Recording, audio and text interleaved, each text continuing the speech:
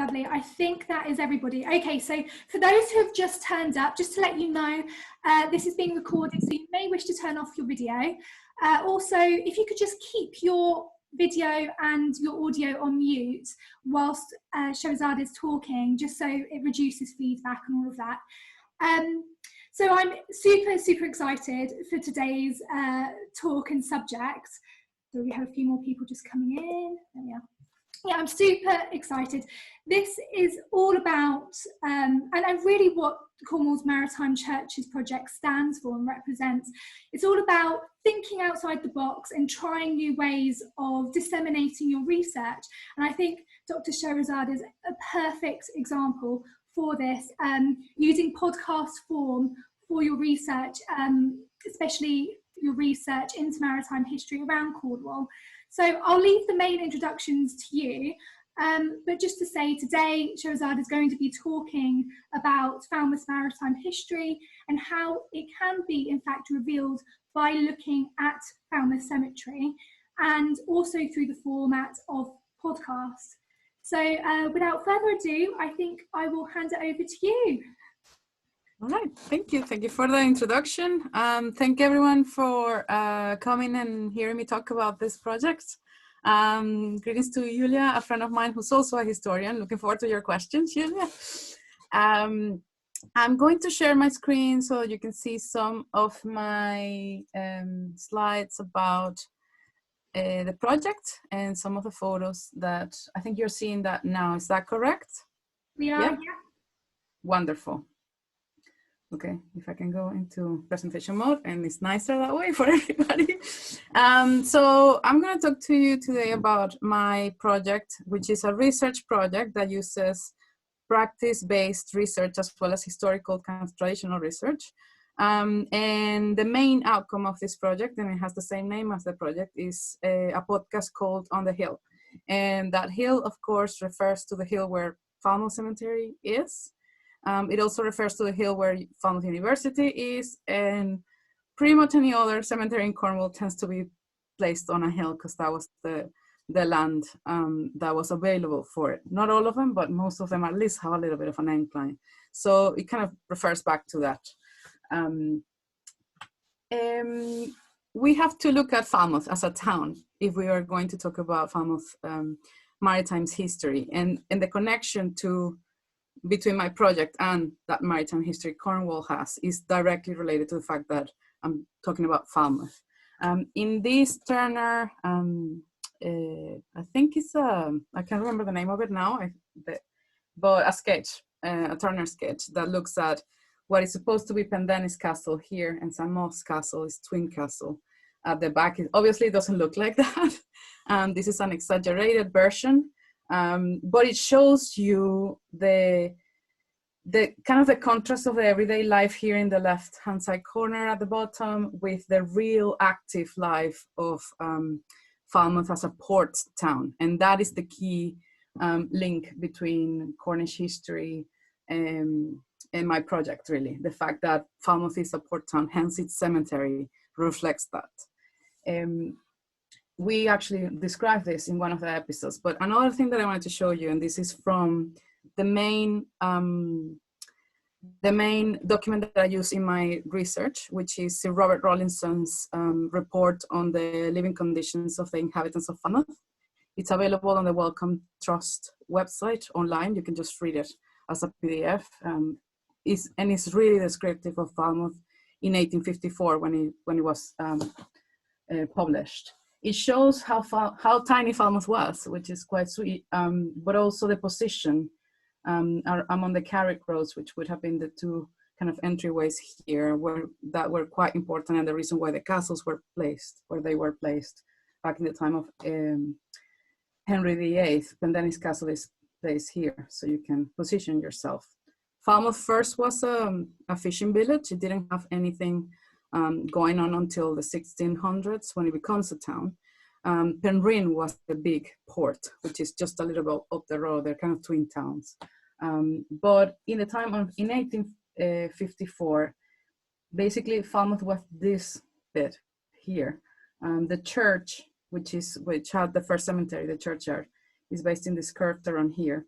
And the current cemetery is actually this bit here, which was a mile away from the actual town. Now it's completely surrounded by the town.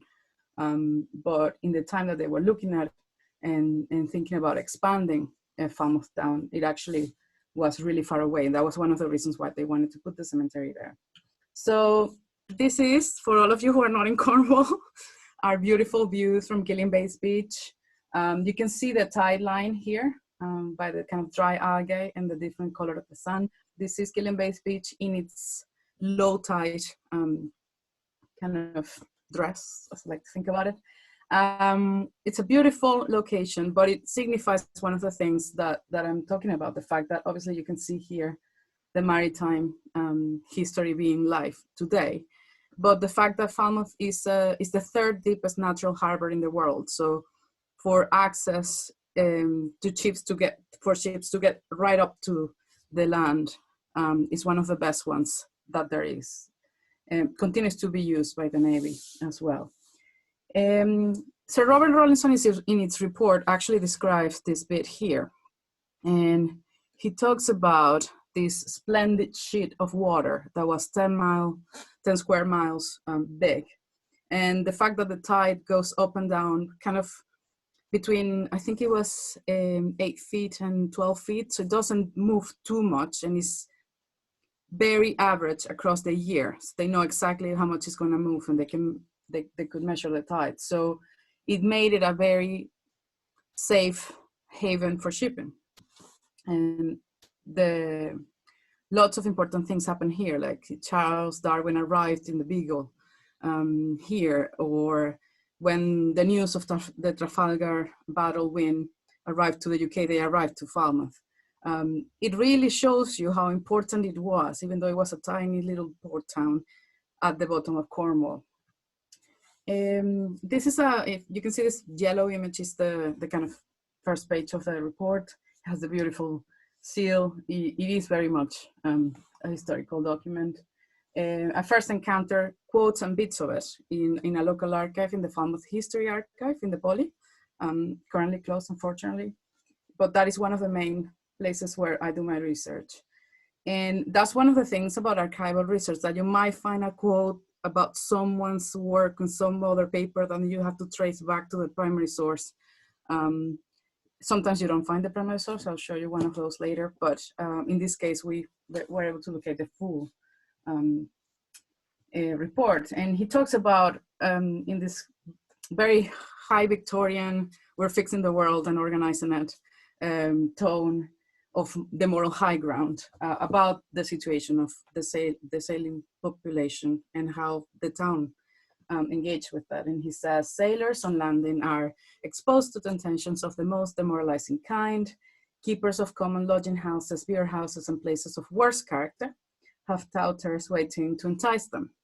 And it is with difficulty a man not disposed to vice can repose these land sharks. Even in the language itself has a little bit of the maritime touch to it. But it shows you what they were trying to do. They were trying to fix this town. They were trying to make it clean and healthy. There were lots of epidemics going on at that time. Actually, there was a big cholera epidemic going on across the UK. And they were trying to find ways to keep people, to help them to live better and cleaner, and to kind of keep their moral standing.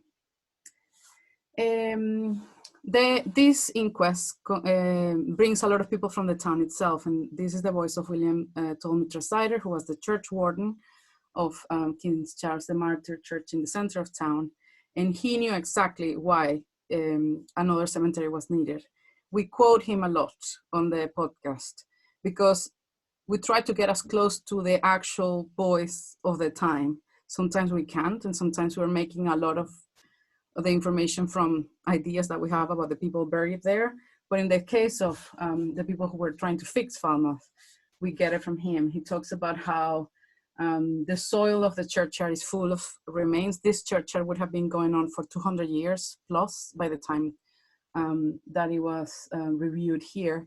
And it's very small. So even on the best circumstances, it would have been quite full quite quickly. Lots of families had vaults as well. So one grave would would maybe have 10 people in it easily. And it was all the way open until 1962. So within living memory, people remember things like bones popping up from the ground and children playing with them, which sounds really gory, but when people talk about it, it's like playing with marbles or like stones. It wasn't considered too disgusting. It gets pretty disgusting in the podcast sometimes, because we're talking about death and about the management of it. So we try to do content warnings when it's necessary. But they talked about this thing here, which is interesting in the contrast of what's happening to us now. To prevent the effluvia, which was the vapors that would come out of the cemetery, and they thought that the vapors would make people sick. It's more likely that the living conditions were making people sick rather than the cemetery itself, but it would smell, and especially in the rain, it would smell. And they wanted people to have fresh air. So William Tresidder asks for the cemetery to be moved. And I'll show you a little bit of the quote later to where it is now. This is one of the treasures for me as a researcher. This is the original map of the cemetery, which is held, the Falmouth History Archive in the Poly has it. It's this huge document. You have to kind of pry it open and put stones and stuff to be able to keep it like that. It's coming apart, and it has been edited in the sense of it has been brought together many times, because you can see the scars of the document running through it. But what I love about it is that someone took the very specific care to draw all of this out and to draw it in the shape of coffins. I've never seen something like that. And it has the names of everyone who's placed there. It's actually hard to read. The cemetery has changed shape a lot, and it has more than one rotunda. So we don't know exactly where this corner is here. Also because the current cemetery has been, the gravestones, some of them, most of them have been kind of taken down or fallen, and have been covered with wild garlic and bluebells. So the current town doesn't want to touch that and get rid of the bluebells. So there's a competition between how do we preserve it and how do we use it as it is now, which is an interesting thing to kind of think about.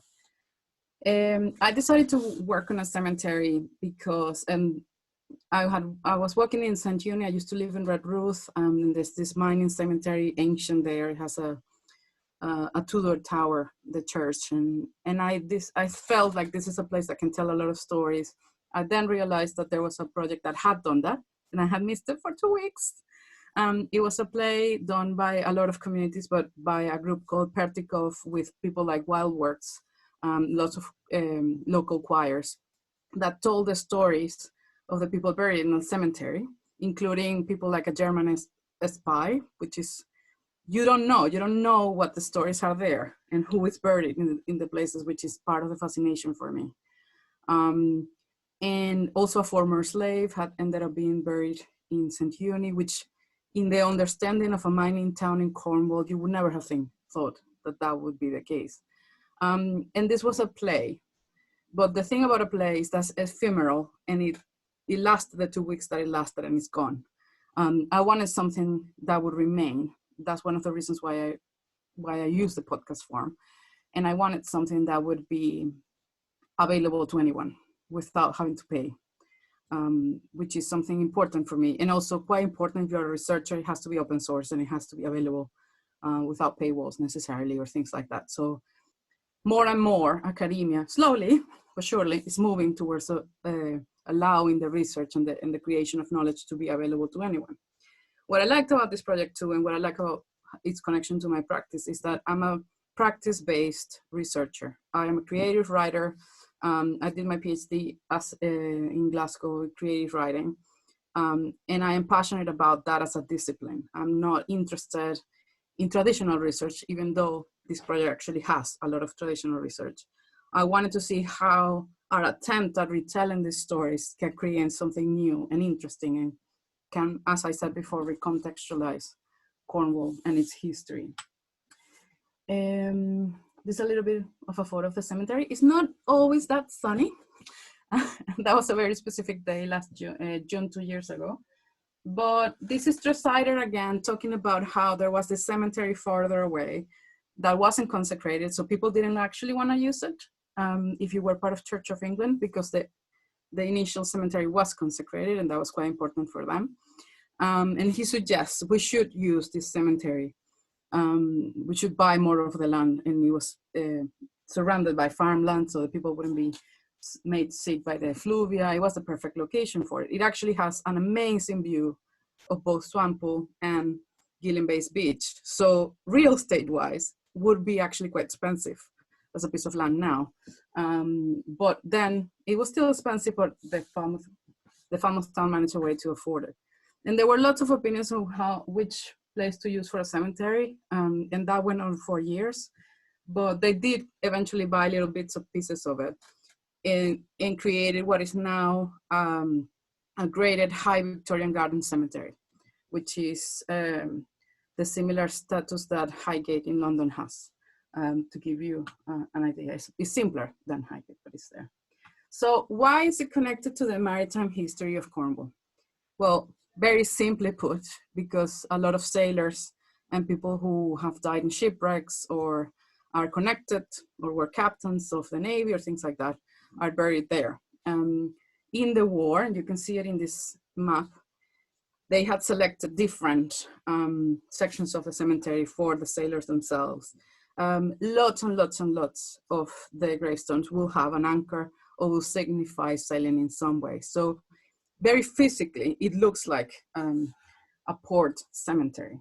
But to me, it goes further than that. And this is one of the documents that I told you that you find in an archive. Someone wrote a note about it, but they didn't write where they found it, which state it was, and things like that. So we manipulate both primary, reliable sources and things like this.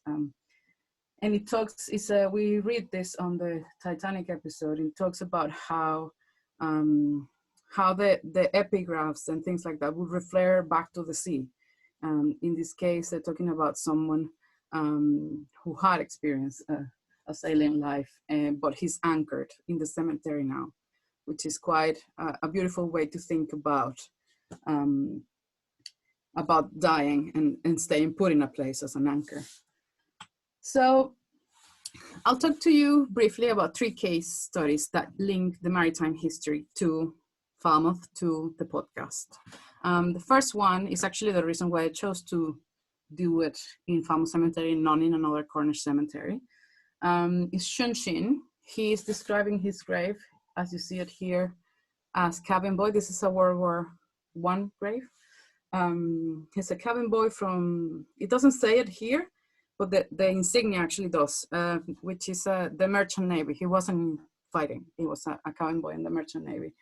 When I was in the cemetery, I don't know if you can see the cursor here, but there was a little robin that would come and visit his grave, and I had seen him a couple of times, and I felt like he was trying to tell me, like, pay attention to Chung Shin. And I was fascinated, quite differently from St. Uni in cemetery in Redruth, how many people from elsewhere had ended up in Falmouth Cemetery, and how that would show me a Cornwall I wasn't aware of. And I wasn't, you know, it's not the Cornwall of the seagulls eating the pasties, which I talk about the seagulls all the time in the podcast, but it's a Cornwall that is outward facing, that is engaging with the world, that is a place where people would come and rest, or would come and refill the ships and go back out, or go on long voyages and things like that. It wasn't related to the mining culture, for example, of Cornwall. It brought another layer of Cornwall out for me. So Chung Shin's story, there we go. There, yeah, this. And I'll tell you a little bit about the research route for those of us here who are researchers. The way that it works in On the Hill is we walk the cemetery, sometimes with Tony Casey, who's an amateur researcher and connected me with Falmouth Cemetery. He will point out people he has already researched and whether we are interested as writers or not to pick them up. We go from there. I was interested in Chung Shin because I wanted to find out who someone, not that someone with that name couldn't be British, but it was unlikely in that time. And he was in the Merchant Navy, so even if he was British, he probably saw a lot of the world. I wanted to know more about him than the very little information that the gravestone gave me. So lots of online and newspaper research goes to support On the Hill, and basically lots of Falmouth Packet research, where I found out that an inquest had been done on his death because he died in a U-boat attack, which was quite typical of World War I, especially in this year. And he was the only victim. That cemented him as part of On the Hill research. He was the only victim of that U-boat attack to the SS Sequoia, which is the ship he was in. The SS Sequoia outlived him by decades. That's a very interesting connection between the maritime history and the cemetery. Always the boat is named. So you can find out what the boat went on to do, where did it sink, if it didn't. Normally they don't sink. So even if it's attacked, it went on to be repaired somewhere else and decommissioned and recommissioned, and they change names. So you can actually trace a lot of maritime history by taking a look at the boat names on the gravestones. And things popped up here, like how the Commonwealth in this war, the Commonwealth's War Graves Commission gets designed then. And a lot of cemeteries start looking the same after that because of the design of the Commonwealth graves. And if in Belgium, the Tynecourt Cemetery comes up, we get a quote from the king in the cemetery. So a tiny little notation on a gravestone, the SS Sequoia Chung Shin cabin boy, and the date allows us to open this door to World War I, basically, and to the UK during World War I, to the fact that the U-boat attacks could have really changed the direction of the war in favor of the Germans, and how cemetery history completely changed because of things like that, of things like someone taking a note and making the graves differently. I think I'm running out of time, so I'm gonna kind of go quickly. I can talk about this forever, that's the problem. To point a couple more, and I will wrap it up in a minute. This is Henry Philip Creese. He obviously is not buried in the cemetery, he's memorialized in the cemetery because he died in the Titanic. And that is said in his gravestone here. His son is buried there, and eventually his daughters and his wife end up in Southampton, obviously from where the Titanic went. This presented quite an interesting challenge because how do you tell the story of the Titanic in a way that's relevant to Cornwall, but also that is not, the same story over and over again. And we did that by paying attention to the newspapers. I don't know if you're aware, but the newspapers at the beginning were saying that the Titanic was being towed, that no one had died, that it was on its way to Halifax and things like that. And then when the news actually arrive, it's even more devastating. So there's this tension for like 2 weeks until it's finally said that the people were dying. And the local people, Cornwall being a maritime county, had a lot of people on board on the Titanic.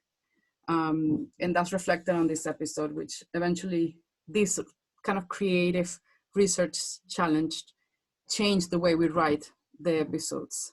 We had to respond to a very told story in a new way. And finally, I'll get there. I think we can make this PowerPoint available if you want to kind of peek around and go through it.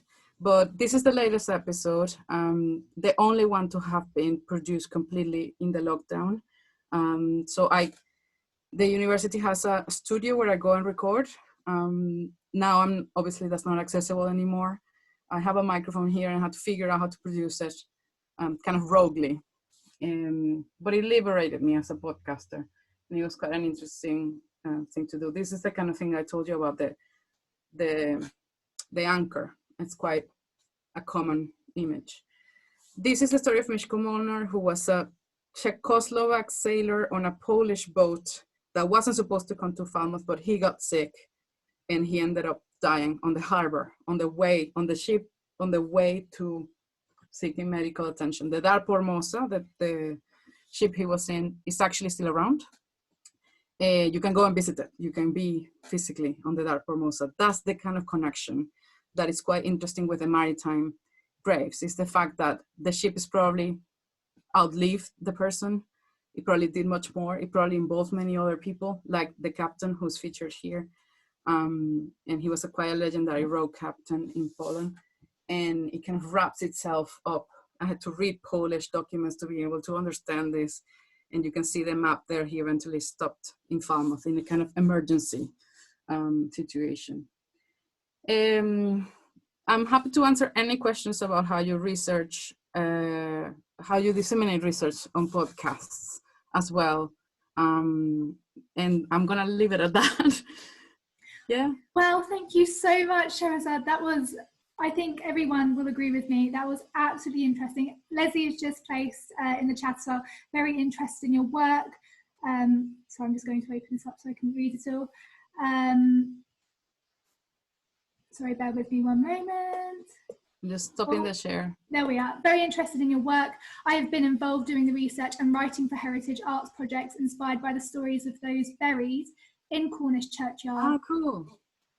So I think instead of reading all through that, because you can see the chat too, but of course, I think what I would actually like to jump on, because I know we've only got a few minutes left, for those students in the who are with us right now, who perhaps would like to go forward and create a podcast for themselves, what would you say are the key ideas behind it, or the key methods?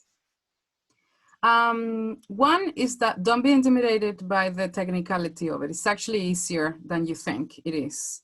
I have lots of colleagues who are experienced in audio set design and construction more than I am. I wasn't in any way trained to do this. I kind of learned it on the job. The first episode took a week to edit. Obviously, that's unsustainable. Now they take like a day. So it goes to show how, you know, the first episode, 2 episodes are going to be an uphill battle. But these are skills that are really useful and really important to have as researchers now, as we need to learn how to communicate things more kind of differently. It's actually changed the way I write. So I used to write,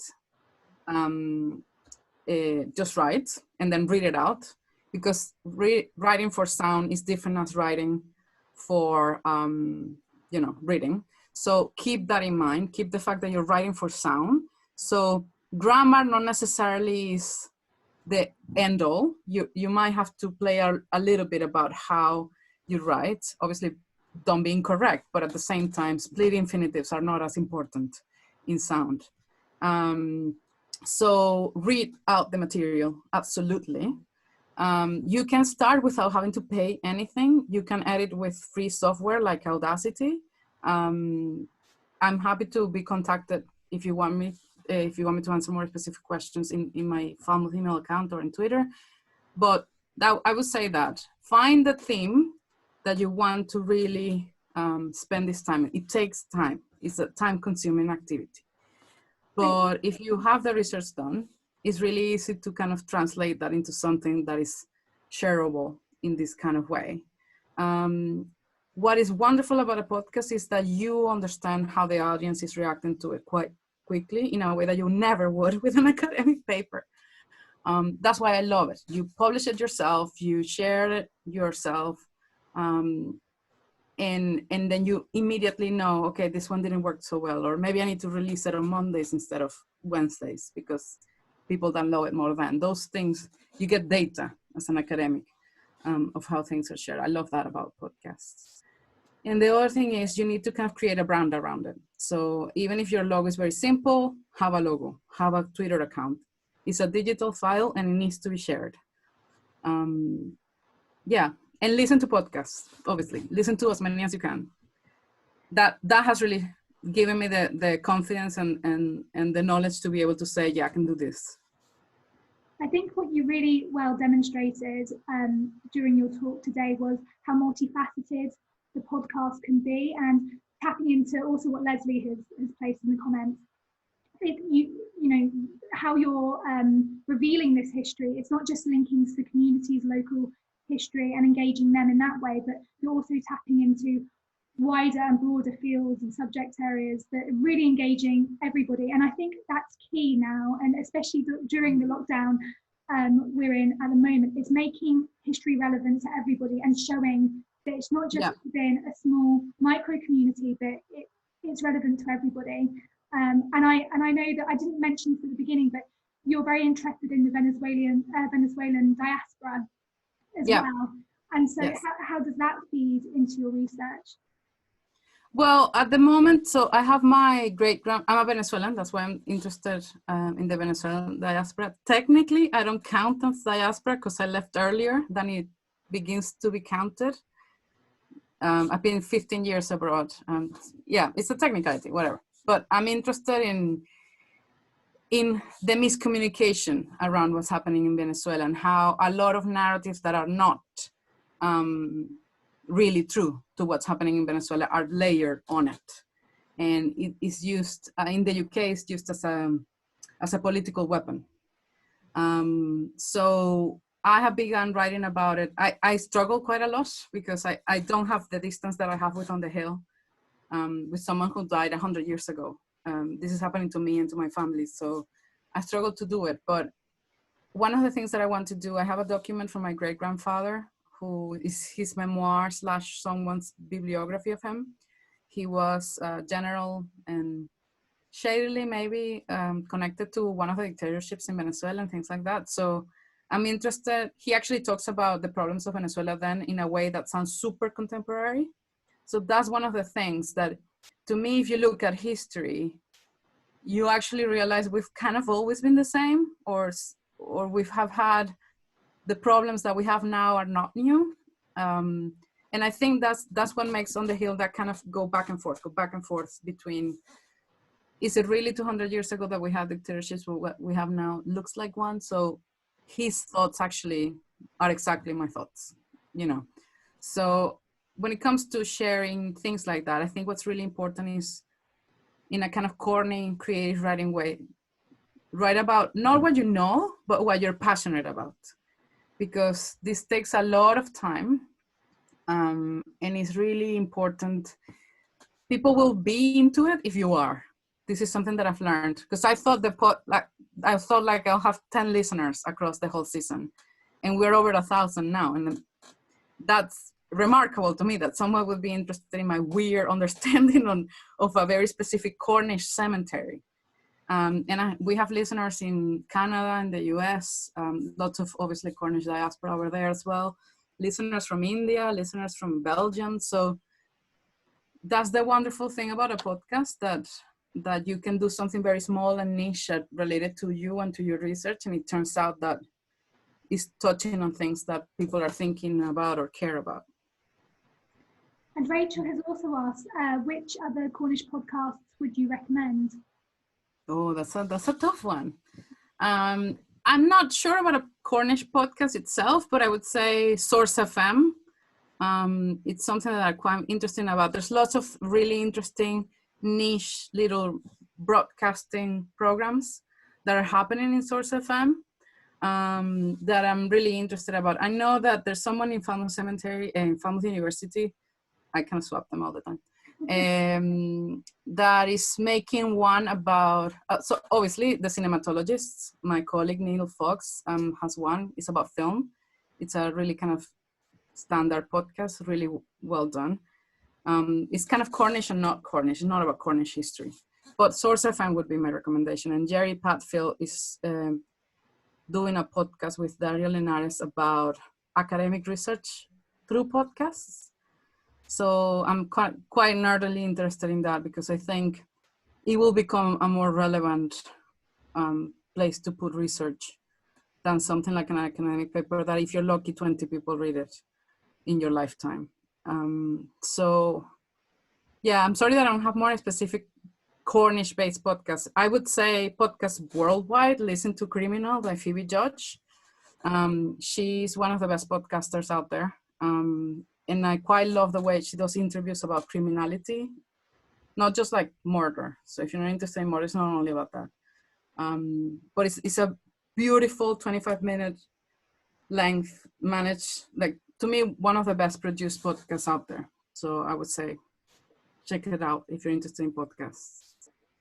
With 3 minutes to go, I'm really sorry I can't go through everybody's questions, but I am going to make a copy of them and send them over to Sherezade if that's okay, and then I can get I can do. Yeah, of course. answers and then send them on to you personally.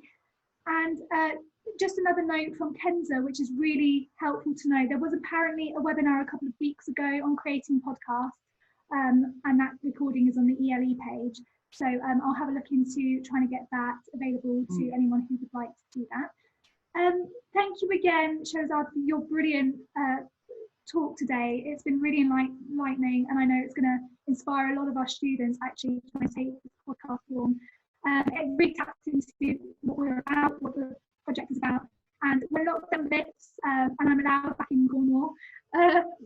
We are going to be looking at creating some documentaries. So anybody here who's interested in creative writing and interested in perhaps disseminating their research in a more audiovisual form, then please do contact me, and you'd be very welcome to be involved with our documentaries. Lovely. So on that note, we have 1 minute to go. I would say thank you so much, and please do join us tomorrow for our next talk, which is with the archivist at Falmouth Exeter. So please do join us tomorrow and have a lovely day. Just to say something quite quickly, Future Learn has a how to make a podcast free course. I would say if you're interested, it's something to kind of pursue. That's brilliant. I'll put a link actually at the bottom. This is recorded, and I'll place it on our YouTube page, which I've got to say.